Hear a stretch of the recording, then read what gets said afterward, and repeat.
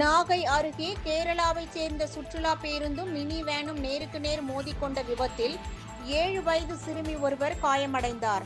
நல்வாய்ப்பாக 56 பயணிகள் காயமின்றி உயிர் தப்பினர். நாகை மாவட்டம் வேளாங்கண்ணியில் இருந்து கேரளா நோக்கி சென்று கொண்டிருந்த சுற்றுலா பேருந்தில் 56 பேர் பயணித்தனர். சிக்கல் அருகே சென்று கொண்டிருந்த பேருந்து மீது எதிரே வந்த பார்சல் வாகனம் மோதியது. இந்த விபத்தில் பேருந்தில் பயணம் செய்த 7 வயது குழந்தைக்கு காயம் ஏற்பட்ட நிலையில் 56 பயணிகள் நல்வாய்ப்பாக உயிர் தப்பினர். இதனால் நாகை திருவாரூர் தேசிய நெடுஞ்சாலையில் கடும் போக்குவரத்து நெரிசல் ஏற்பட்டது. சம்பவ இடத்திற்கு வந்த கீழவேலூர் போலீசார் விசாரணை மேற்கொண்டனர். அப்போது விபத்துக்குள்ளான பேருந்து மற்றும் பார்சல் வாகனத்தை பறிமுதல் செய்த போலீசார் கீழவேலூர் காவல் நிலையத்திற்கு கொண்டு சென்றனர்.